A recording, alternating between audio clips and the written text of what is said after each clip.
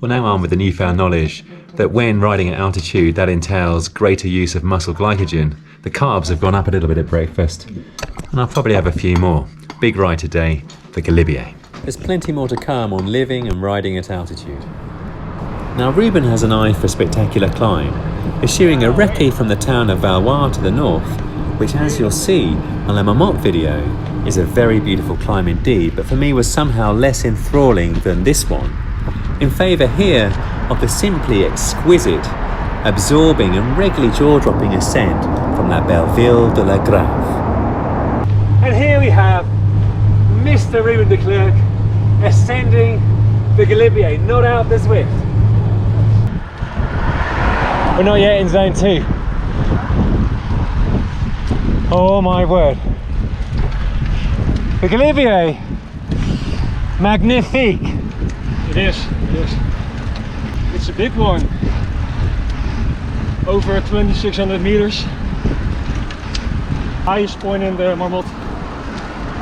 So Ruben, what do you think to having a motor pacer? It's a luxury. A luxury, Jayne? A petit de Morgas. There we go. You see, look at this. Jayne sets an infernal pace on the front.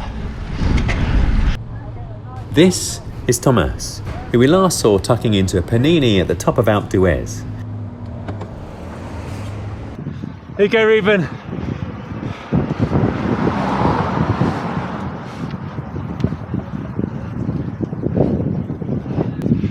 Yeah, it's going well.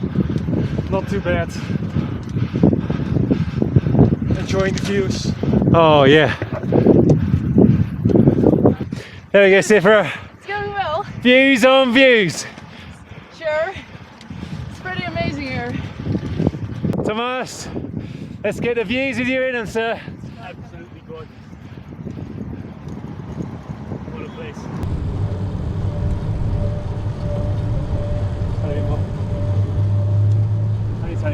Look at this. A little peloton. A shoal.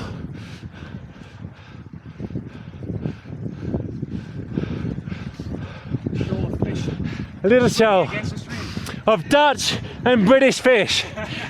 Salmon. Yes. Good day, sir. Very good day. Yes, indeed. The leader of our shoal.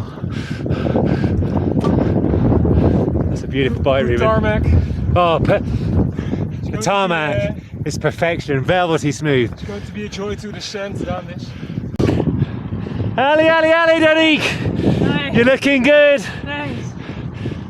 Trying to watch my breath. So. Yes. Deep breaths in, deep breaths out. Control the heart. You're looking good though. Danique and Robert, a match made in heaven on a climb made in heaven. Hey Ruben. Hey there.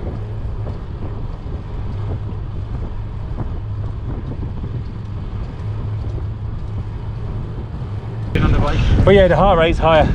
You don't notice it so much when you're resting. No. Sleep is worse. I'm noticing now that I'm gasping very much more than I would normally. Just focus on the deep breathing into the bottom of the diaphragm and exhale hard. You'll find your rhythm.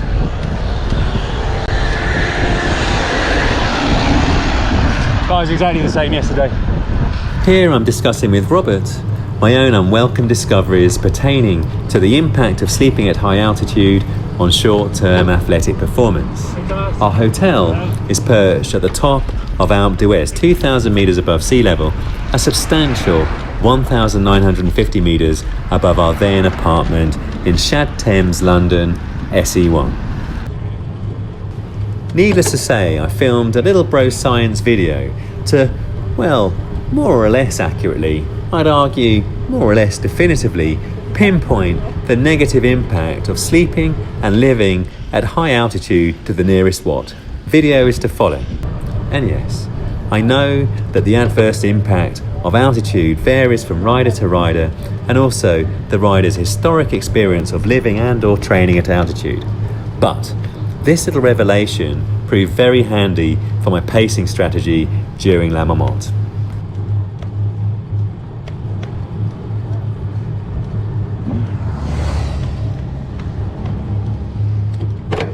So time for the vital statistics of today's imposing adversary.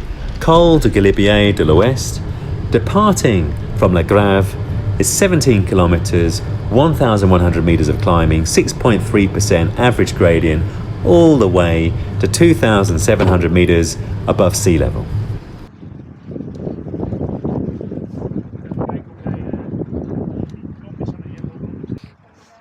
Yep. Dig in. You're doing well. Yeah, it's tough. It's tough, yeah.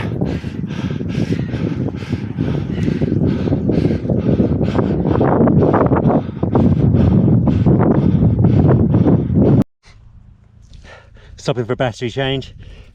Then comes the more challenging Col de Lauterette to Col du Galibier at a very civilised 6.5%. It's a bit more rugged under wheel, but provides all kinds of feel-good data for the eyeballs and the brain to transpose into the flavour of vistas a Londoner can only dream about. Robert.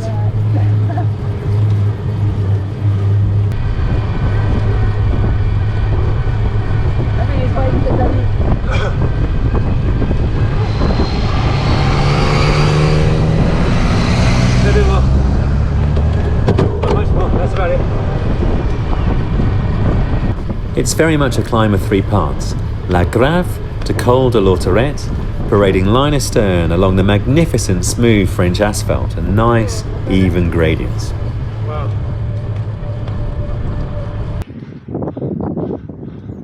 And for dessert, a very special final kilometre from the tunnel to the summit at a more demanding 9%, replete with luxurious and superbly engineered switchbacks, allowing the budding cyclotouriste to demonstrate a little bit of French flair and artistry, out of the saddle, as is my preference.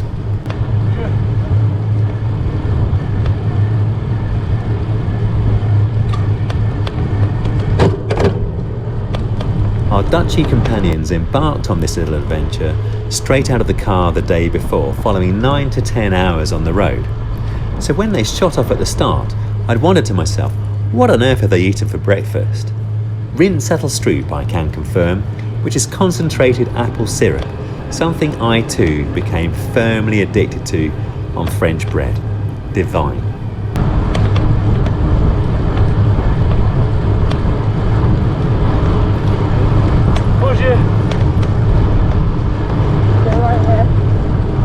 The tunnel comes just after this outpost of civilization, exposed at 2,400 meters above sea level, but for some reason the front camera didn't record, so you'll see the tunnel as we embark on the final km through the rear camera.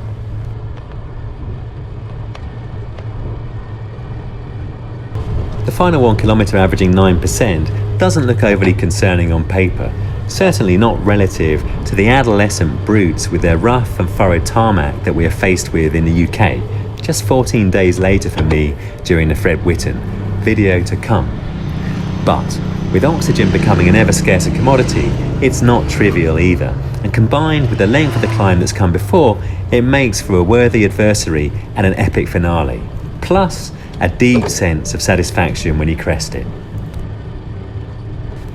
Switchback? Seated? I missed a trick there.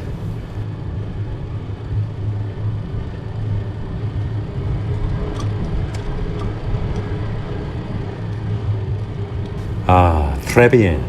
Much more pleasing on the eye.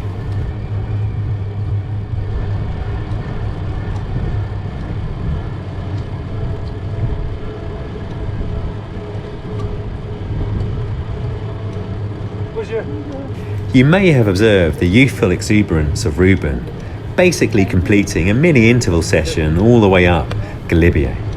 He's an accomplished photographer, so we're sprinting ahead in order to capture the moment in the old-fashioned way, and the shot for the thumbnail is from his shutter. Thanks, Ruben.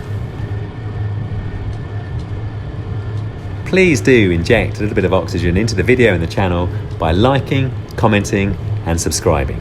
Thank you.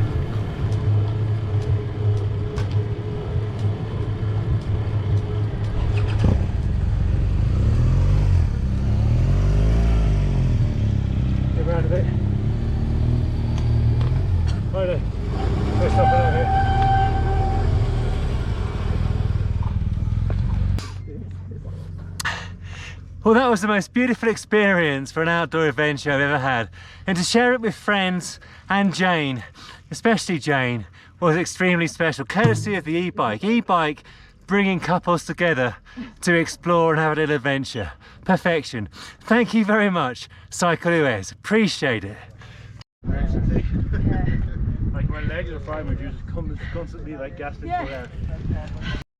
And to the climbers, the vistas.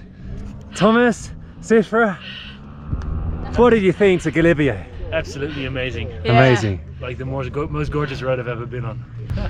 Jayne, Wow. your second Col. So 2 mountains in 2 days. What do you reckon? Well, I feel like it's not quite the same for me. It ain't bad. It ain't bad. Jayne was really nervous about getting on an e-bike and ascending these brutes, and she's done amazing. Okay. You know, you went outside your comfort zone, didn't you? Yeah. Robert, a 28 at the back, made life a little bit harder, I think. Very. Very. Danique, you've conquered Galibier. How do you feel? Exhausted. Very well done. Straight off a long journey onto Galibier, no mean feat for all of you guys. So kudos, Thanks. maximum kudos, amazing. And Ruben, leader of the pack, here he comes. Photography. Last one in. What do you think to the climb? It was incredible, wasn't it? Incredible, yeah, incredible is the word. 200 watts was my average, nice and comfortable all the way up, 1 hour 15 minutes.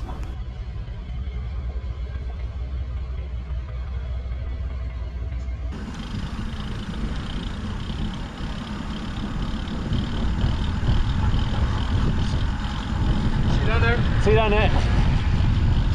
Now please indulge me a little bit of artistic license in the narrative here, but even the camera and the various different angles doesn't do this climb full justice. Over the last couple of years I've been learning through cycling and our command of the terrain and the vistas that mini adventures in the countryside bring out the best in us and stokes the fire of our imagination, in turn opening our mind as to what may be possible. It can of course be hard to find the time to go in search of a slice of nirvana like this, but for me it's very much worth the effort, because the combination of beauty and sustained endeavour in the pedalling clears our minds of the day-to-day narrative and opens our minds as to what else may be possible, because we can see the wood from the trees. And as cyclists we can frequently renew our acquaintance with the beauty of nature, mainly in and around where we live, but occasionally further afield and sometimes abroad, making the most of all the world has to offer.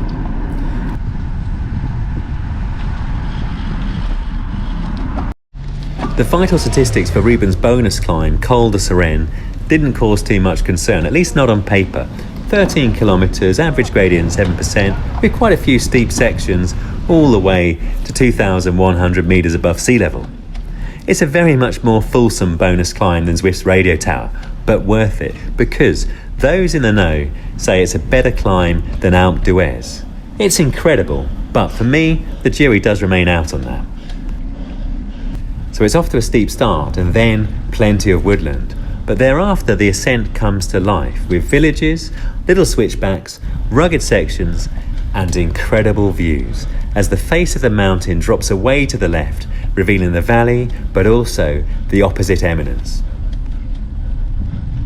With 2 epic and horse category climbs under her belt, Jayne demurred the opportunity to climb Col de Sarenne with us. Therefore, right now, I'm lacking the beautiful rear-facing camera views, so in the future, I'll come back in order to give proper respect to this climb and do it justice.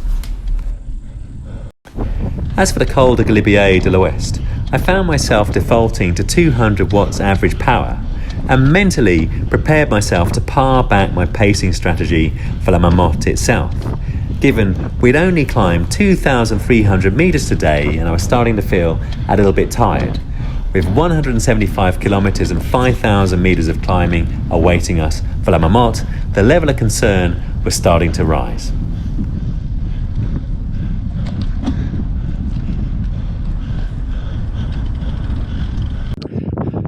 Nice one, Thomas. You made it.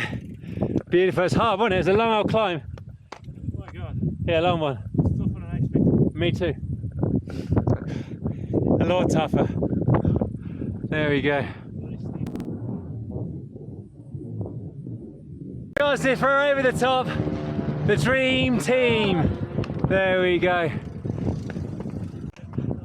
So this lot, straight in from Holland, 9-hour drive yesterday, and conquer Col de Sarenne and Galibier. Yes. Kudos to you all, kudos, huge kudos. Proper difficult, that was a nasty old climb that, wasn't Yeah, it? it was very hard. Yeah, 8.6% for 12 kilometers. I thought it was going to be easier than Outdoers, but no, No, it wasn't easy. wasn't easy. Understatement of the day, it wasn't But we easy. survived. You did indeed survive.